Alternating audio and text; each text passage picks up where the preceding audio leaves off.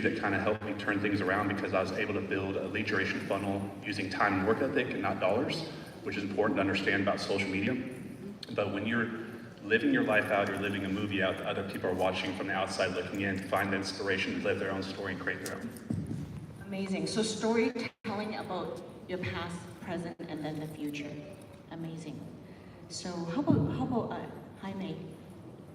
Well, I'll be honest, I'm not that good at storytelling. I think where the growth from my organization has come from is being helpful to agents, whether that's showing resources on how to leverage KV Core, how to launch, anything that's gonna help agents with generating business has been very helpful for me. So unlike Connor, he's a phenomenal storyteller, somebody that is able to capture people's attention and drive emotion, and is phenomenal at that. That's something that I lack. Just for me, I'm very transactional. I'm very how-to oriented, but very tactfully.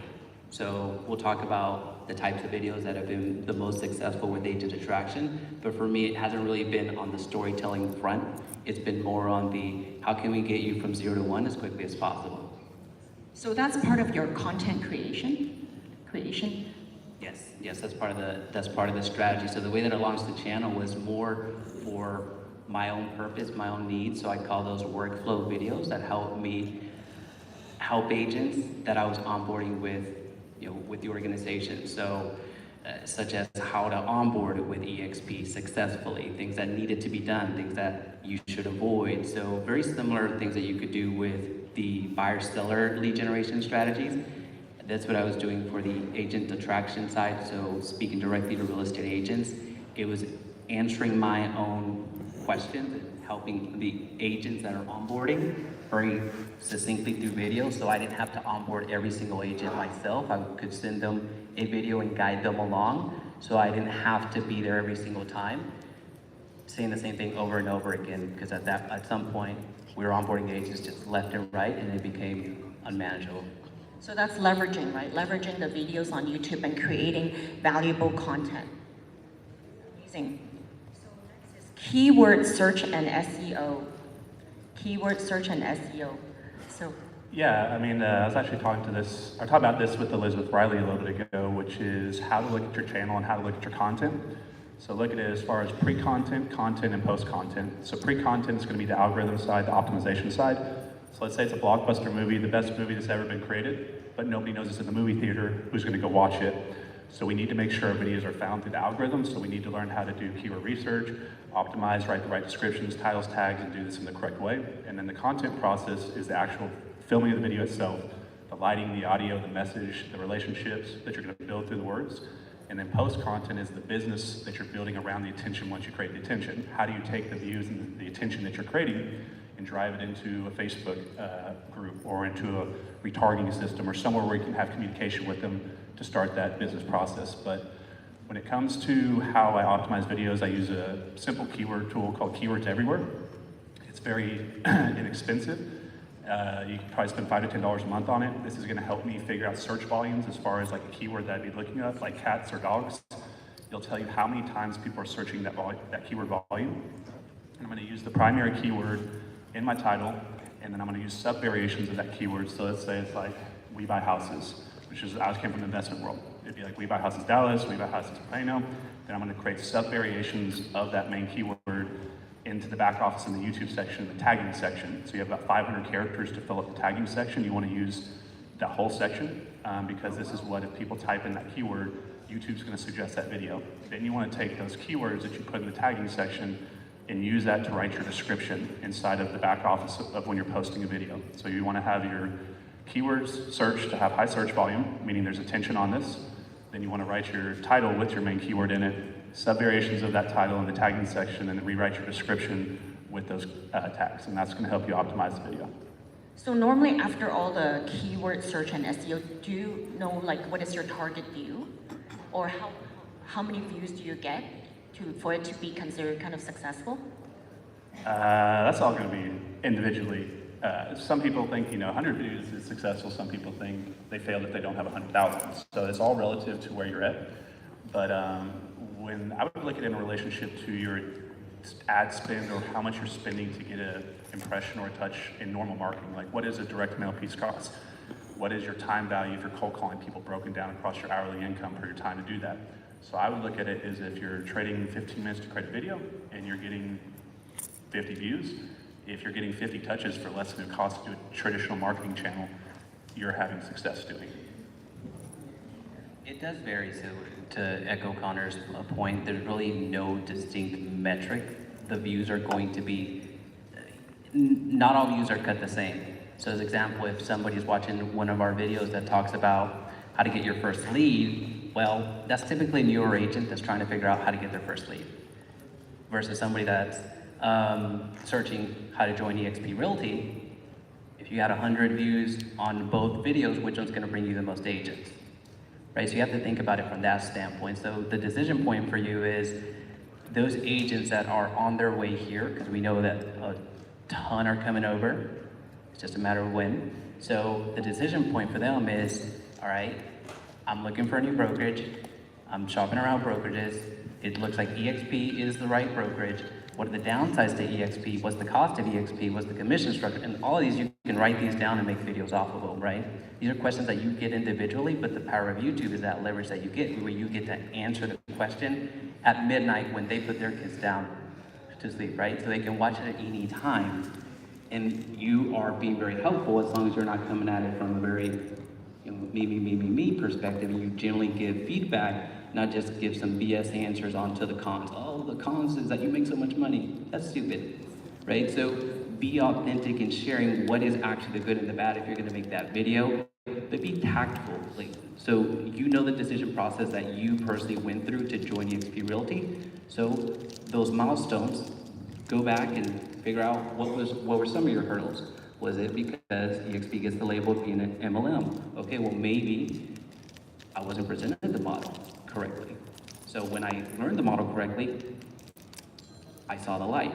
Well, I could share with people that same light by making a video out of it and answering that question. So I'd much rather have a video that does 100 views on the best sponsor at EXP Realty versus 100 views on how to find the Facebook pixel or whatever. Amazing. So that's really leveraging a video and giving you more time so you don't have to answer them at midnight. Well, it's not even the time perspective in that, so that's the top of funnel. It's not even the time, it's the opportunity.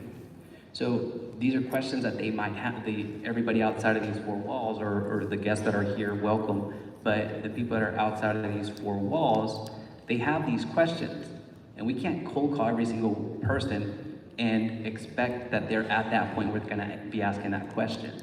They're coming to us, it's that attraction part. So it's not leverage for the sake of time, it's leverage for the sake of scale. Very excellent. Okay, so next, video production and editing.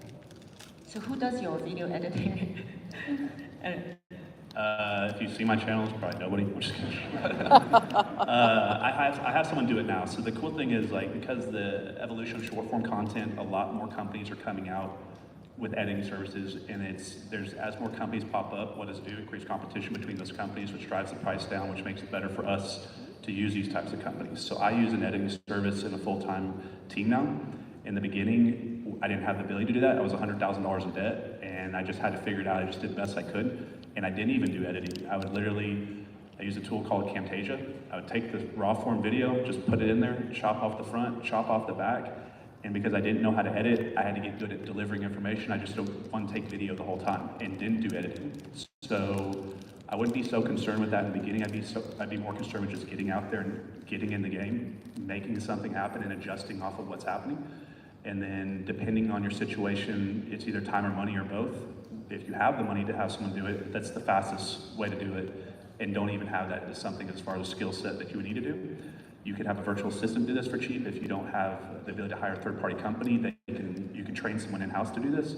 And if you're really at a point where, I was, where you're starting out, getting off the ground, you can just do it yourself. And then there's a lot of free YouTube videos to teach you how to do it. That's the cool thing is YouTube has how-tos on almost everything. So if you want to learn how to edit video, go to YouTube, how to edit a video. What softwares to edit my video? And you're going to find it. But those are kind of options I'd say you have. Amazing. How about So for us, it's same as Connor. I myself didn't know how to edit. I attempted it at the beginning for the first 100, 200 videos, and it's not that I was a great speaker, as you can clearly tell, but it was finding a way to deliver a message and hopefully you don't screw up so much to where it's passable and just cut off the beginning and the end and let it run. But as we kept going, the first hire per se, or the first outsource, was thumbnail. So the thumbnail, the digital billboard that you see on your mobile apps, that would be, at this point, I wouldn't even consider it an optional thing. You have to hire somebody to do a thumbnail. It's less than $5. If you buy them in bulk, go to Fiverr, go to Upwork, go to onlinejobs.ph, find someone that can do your thumbnails. That's not optional. You have to pay to play there. It's so inexpensive. We spend $5 on coffee. So that's something that your first, the mandatory, I'm not even gonna say your first, the mandatory thing is to get your thumbnail. And then editing, that's gonna be your first stretch in terms of budget. Budget is a concern, but I would suggest that be your first investment. The editing, there's somebody that's way more qualified than you because you're a real estate professional. There's somebody that's gonna do it way better than you and is gonna do it in a fraction of the time than you are going to be able to edit something. So editing can vary across the board. We can have that conversation if you'd like, but to answer your question right now, we have about 15 people on staff. So broken down into heavy editing, we have content writers, we have thumbnail designers, but we do that for our internal organization as well. So we do their everything. Wow, amazing. So are these virtual assistants that you have, the 15? Yes. And audience engagement. So how do you get your audience to be engaged on YouTube?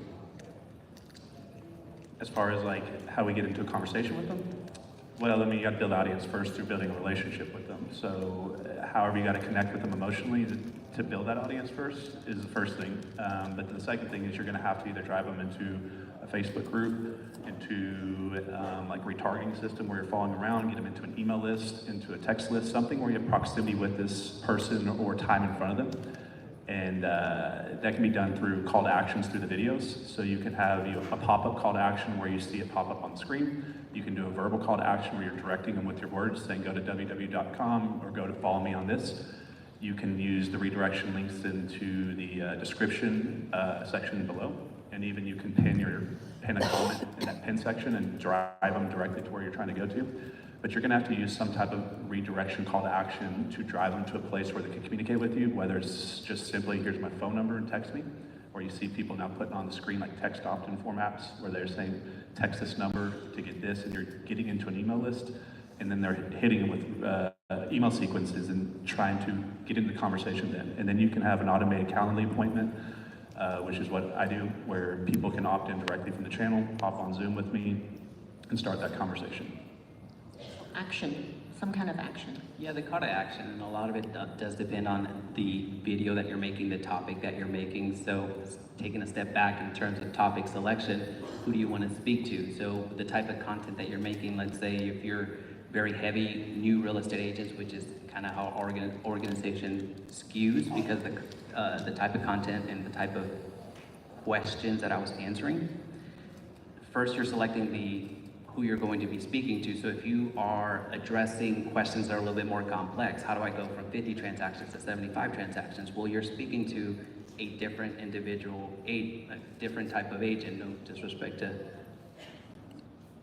if you haven't done a deal yet, everyone goes through it, but at the end of the day, it's like who you're speaking to. The call to action has to be enticing enough to where the viewer, depending on the content that you made, is gonna find appealing enough to reach out to you. So giving you some examples, if you're covering how to do follow-up, then what would be very valuable is showing what a follow-up sequence might look like, whether that's KV Core, whether that's CRM, whether that's manually just some tricks and tips, like showing how it's done, and then a call to action would be, hey, if you wanna use my drips that are working very effectively, send me an email at admin@heimersons.com, right? So it's that type of direct calls to action. So I don't necessarily commit to a full-fledged funnel until I know there's enough demand. So I do soft offers like the one that I just gave of email drips, or if you're looking for the top 10 videos that are gonna bring you buyers at scale through YouTube for real estate, then I would make the script for one of them and offer that as a call to action. So I would ask people to email me, and if I get enough emails for us right now, if we get 35 emails, it's worth us making a funnel to automate the back end. Wow, amazing. Super. So channel branding and aesthetics. A little bit about that. Yeah, so I've always looked at my branding, if I'm gonna build something on a large scale, like my biggest channel is Investor Army. In the investment space, I wanted to create a collective brand where people felt they could come inside of it and it felt part of it, meaning Army or something that just has a collective feel to it. So like with our organization, with the Wolfpack, right? I could have just been Connor Steinberg team powered by Connor Steinberg and Connor Steinberg, right? But that doesn't create a welcoming environment for other people to come find themselves within that brand, and then it creates too much individualism. So I'm always trying to create collective brands, but as time has moved forward, it's very important to have a personal brand, which I've now realized that because if you create a collective brand tied to an industry or tied to like the investment space like I did, it's gonna pigeonhole you long term if you wanna go into other industries and do other business models and things like that. So I think everybody should have at least a personal brand channel now, which he's done very well. And, but depending on what you're trying to do and what type of attention, what type of business you're trying to part of that brand, that kind of makes sense a little bit. Yeah, personal brand for me is not necessarily that. I'm not very equipped to speak on that, so I'm not going to necessarily BS y'all.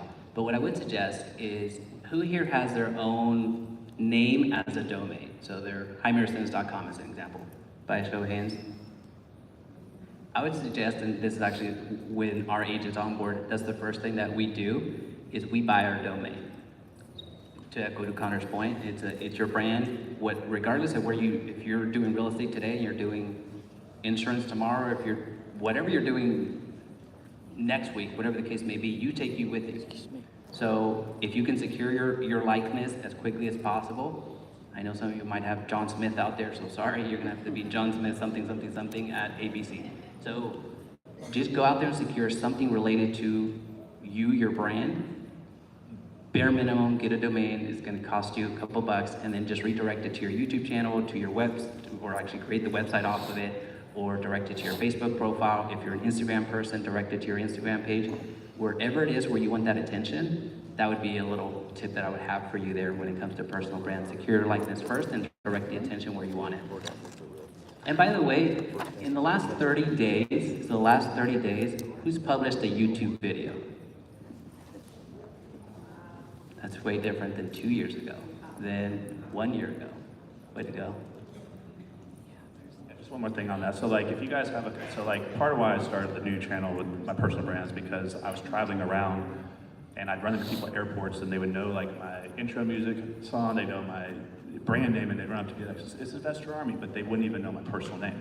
And what that meant was they had brand recognition, facial recognition, but they didn't have personal brand recognition. And that's where I realized that I had to kind of go that route. So go buy your domain before you blow up and someone buys it and tries to sell it back to you. So those are our 5 points. Anybody have any questions? There are 2 mics on each side of the room. You can come on up and ask questions, or just stand up and ask questions.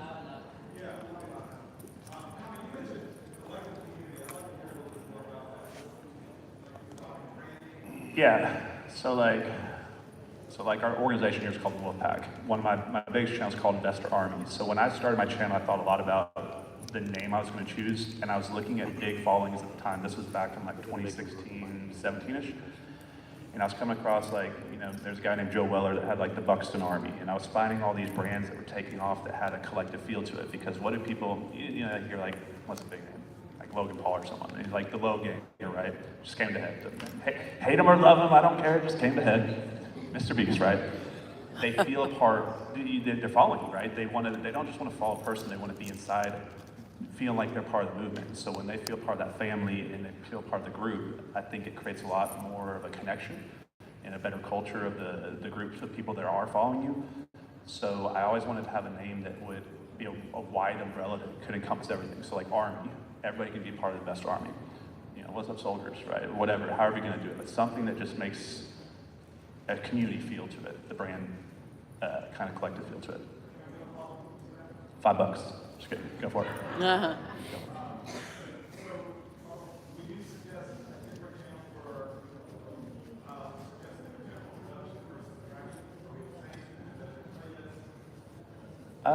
You want to go first on that one? He's not. Yeah, I'll give you my for take, sure, but it different. sounds like he's got something. For sure different, yeah. If you're gonna do a production, so even down to the buyer and seller side. But, I mean, at bare minimum, separate the both, because you're speaking to two different audiences, right? Yeah, so I would look at it like, I do agree that multiple channels, and aside from like setting up your channel art and kind of the basic setup, the content process is the same time management side. So I think you should have a consumer-facing brand and then an inside the industry brand, meaning one that potential buyers and sellers are going to come across looking at you as an agent, and then one that your peer group, meaning how y'all would recognize each other inside the industry. The videos you're putting out, you know, like how to do a KV Core video or something like that, it's not going to be relevant to my mom who's trying to buy a house, but it is inside the industry, and that's how he's attracting agents, and that's how he's building these relationships with other professionals. So I think the professional world inside, and then how do you present yourself out to your community as far as like the production side of business and consumer facing. Yeah. Do you have a particular link? A particular link? I'm just wondering, is there any particular length of a video that you would produce that's optimal? You know, 5 minutes, 10 minutes, 15 minutes, 20 minutes? The non-answer is that as long as it needs to be. That's the non-answer, but every time I say that, no one is satisfied. So at the end of the day, shoot for 5 minutes for your first several videos. For those of you that are long-winded, it's going to be very challenging. For those of you that are very short and like A plus B equals C, whatever the case may be, you're going to be done. So it's going to challenge you to start the storytelling aspect. So it's going to help you formulate a better video. So start with the 5 minutes, benchmark for yourself. Again, the real answer, the non-answer is as long as it needs to be to convey the point that you're sharing. But here's how we back into the real analytical answer, because YouTube gives you the answer to this. So once you start making your videos and you get a good cadence and have 5 videos in your queue, it gives you a retention graph. It lets you know when people are falling off, right? So it's gonna start and then it's gonna dip and dip and dip and dip and dip. So you want to hold the audience retention as long as possible. So if you're making a 5-minute video that only 20% of the audience is staying to the end, then that's a bad video, right? So let's start, but that's a metric, right? So it's something that it's visually telling you and analytically is telling you, all right, well, what if I present information this way? What if I introduce different B-roll? What if I introduce different storytelling? And I can edge my way up to 30%, 40%, 50%, 60%. And then that's when you've graduated and given yourself the right to be able to make longer videos. But if you find yourself just not making those benchmarks that you set for yourself, then you need to work on your topic selection. Maybe your topic is just so abstract that nobody outside of yourself can follow it. Does that make sense? So how many of y'all like rev share? Yeah? Do you know that YouTube, yeah, let's get that a little bit louder. Say I love rev share. Good. So YouTube works off rev share as well, if you didn't know that. So one of the ways that they promote certain videos and certain channels and things like that is one of the algorithms is a 50% watch time. So as long as you're covering that 50% watch time, if it's a 5-minute video, it's 2.5 minutes. 10-minute video is 5 minutes. So I would say as long a video as you can by keeping that metric covered. So if you could film a 24-hour video and they're gonna watch 12 plus hours of it, how does YouTube make money? They're running ads. So they want people's attention on the platform. So they're gonna reward your channel if you're keeping watch time high. So you have watch time, but you also have session time. So let's say you had like a 2-minute video that you watched 100% of it. That's 100% watch time, but it's only 2 minutes of total viewership on the channel. Let's say you had a 1-hour podcast they watched 31 minutes of it. You had over 50% watch time, but you had 31 total minutes of total viewership, if that kind of makes sense.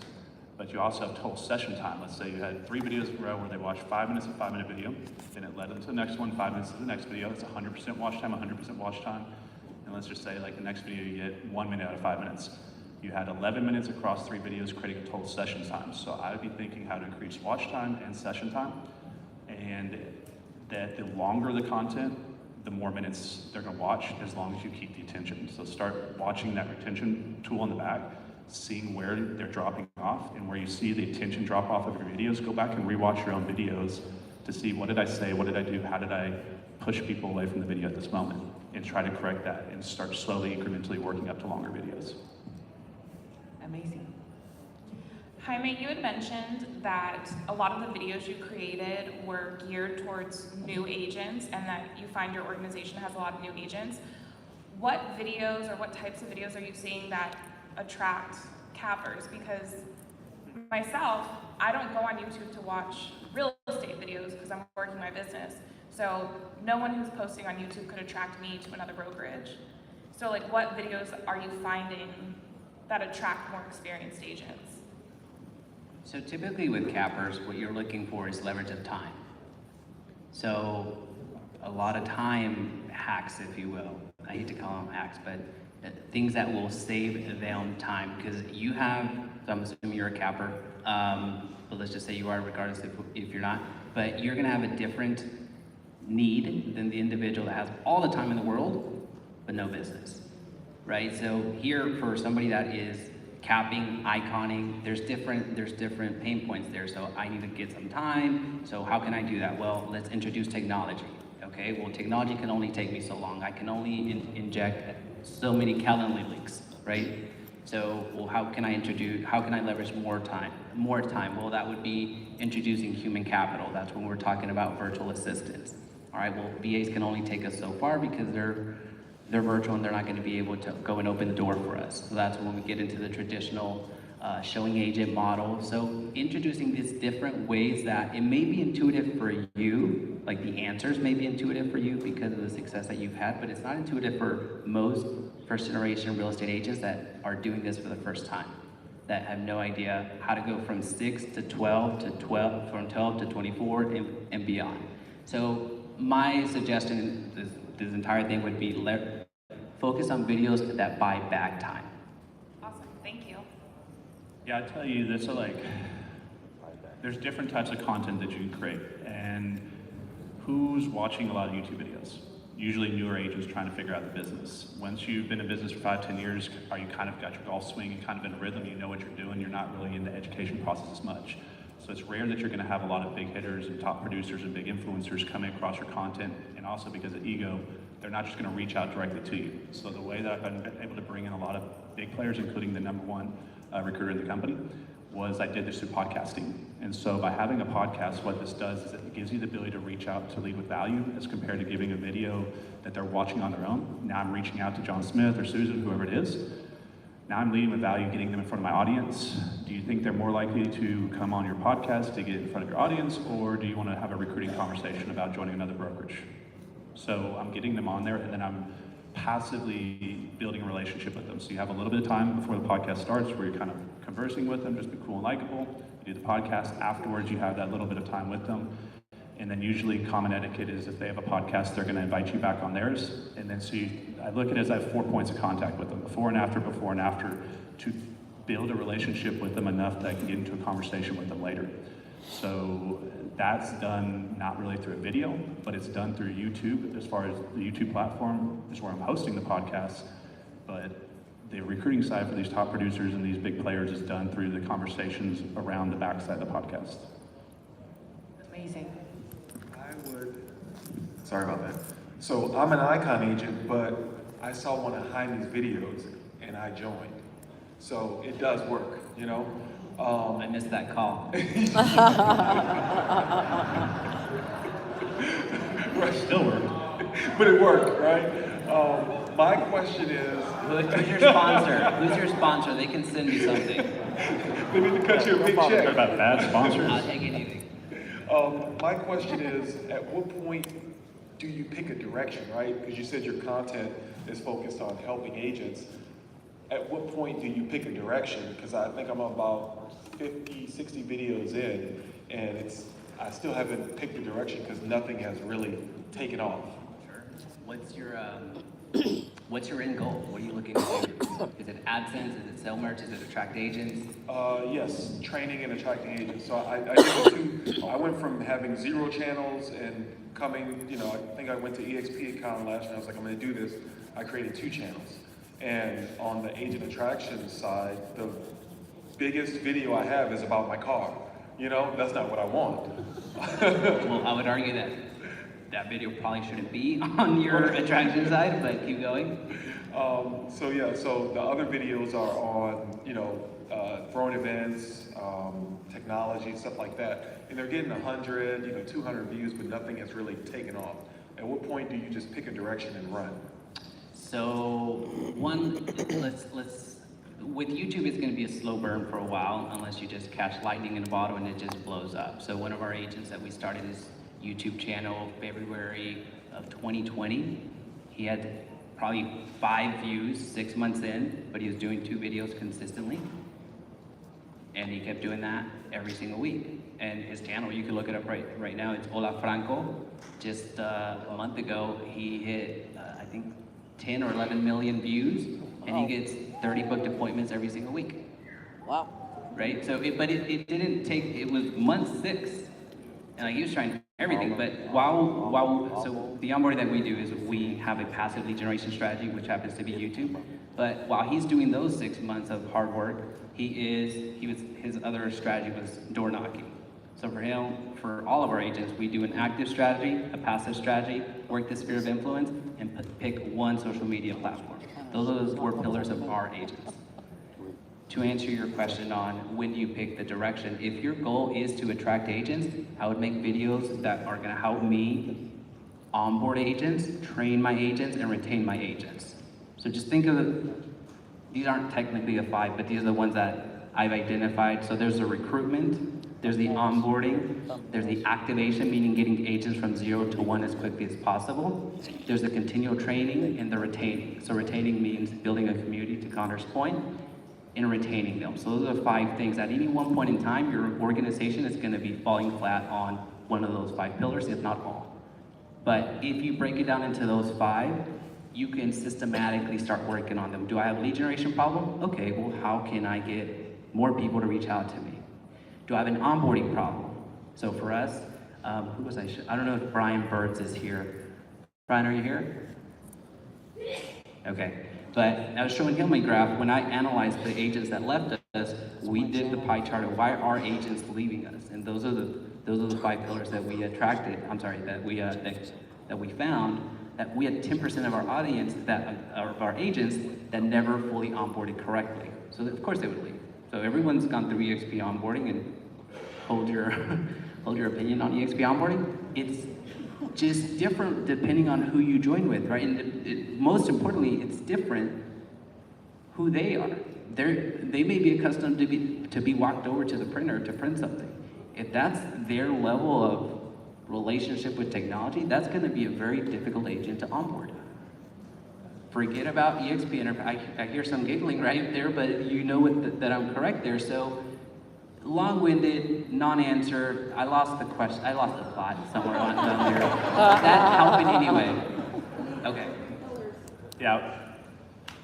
I didn't hear what you The said. other 3 pillars, you said the 5 pillars, could you give, I got lead gen and onboarding. So there's the recruitment, so the lead generation aspect. There's the onboarding. There's the activation. This is the most important part, believe it or not, activating them. When you put some, or help, you don't do it directly. But when you help agents get some money in their pocket, that is very, very, very, very helpful in your retention, right? So there's that activation. We call it activation, going from 0 to 1 as quickly as possible. So the training, whether you are putting on your own training, a lot of you are, or plugging them into EXP for that training, because there's a lot of top talent training. The previous session brought that up and stressed it, so we're not going to cover that here.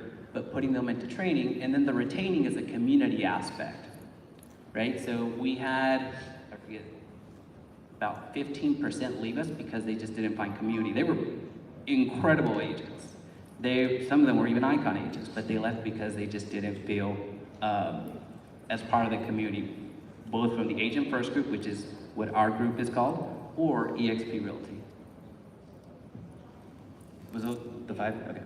Yeah, I'd also go to your original question, like if you're trying to figure out what to film, I would get into a habit of studying what you've already filmed, meaning looking at your current videos, going back into analytics systems, and I didn't want to take time to learn all those graphs, charts, and traffic sources, but when I did, I studied my channel, and I found some interesting things. So one of the things I was doing dry erase board videos where I was writing little bullet points on there, and I'd put like, today we're gonna go over the 5, whatever this, and I'd have 1, 2, 3, 4, 5, but I'd have them written out there. I remember I did like what websites for something, and it was like 5 websites. I just went ahead and put them up there, and I saw my watch time was extremely low because people come and they watch it. They're like, oh, you spent 7 minutes watching this whole video. He just gave me the 5 websites right there. I got it.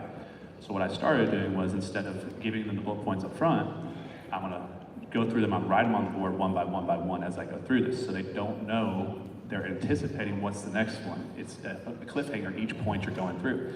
And then at the beginning of the video, I realized I wasn't using hooks, and so I'd start saying something like, today we're gonna go over the 5, whatever we're gonna go over, and number 4, I'm gonna tell you something that I never told anybody, something that I know that's gonna be over the 50% watch time, that's gonna cliffhanger or hold them or hook them to the end of the video. So I'd study kind of the way you're doing your videos, because it may be something like a golf swing where you're just like a little bit off, and that's why you're shanking it versus driving up the middle. And then another thing is, I'd study your audience demand. I'd go back into your analytics systems, and I would look at your videos, and I'd take how many people subscribe per how many views to find a subscriber per view count. So let's say you had 1,000 views and 20 people subscribe versus 40 versus 60. If you're having a higher subscriber count in relationship to the view count, you know that's the most popular type of content that you're putting out that resonates with the following, because it's actually real data saying, out of this amount of views, this amount of people are converting to a subscriber. I would go and try to recreate duplicate content or similar content around those topics that you already had interest from previous followers. To be respectful of the people who have been patiently waiting, we're just gonna take 15, 20 seconds at most. So what side were we on? Yeah, over here. What's your preferred way to capture and convert agents when they reach out to you? How do you intake that? And then how do you turn it into a recruiting conversation joining EXP? So for me, it's just touch points.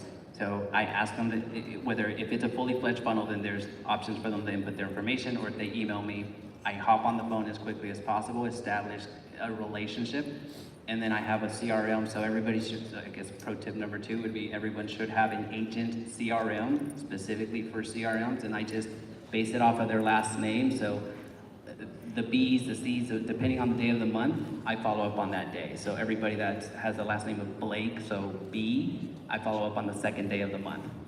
The 18th of the month happens to have the 18th letter in the alphabet is an R, rescindus. So for me, I would reach out to myself on the 18th, right? So it's just more touch points. Get on the phone as quickly as possible, establish a relationship, and continue following up every single month, or a little bit quicker if the conversation leads that way. Is that through a Calendly link? I use Calendly, so I use through like YouTube and automated funnel like that, and Calendly link, and then like if I'm gonna use like Instagram or something, it's more just people reaching out to me just through direct messenger, and it's more of like a small form conversation behind the scenes with them. They're not really coming through the phone. Some will, but it's more like YouTube, I feel like, will come in through a more automated process, whereas in like, I don't know your take on that, but a smaller platform, like something like Instagram, they're more likely just to send you a message in your DM, and you just handle it appropriately and line up time with them.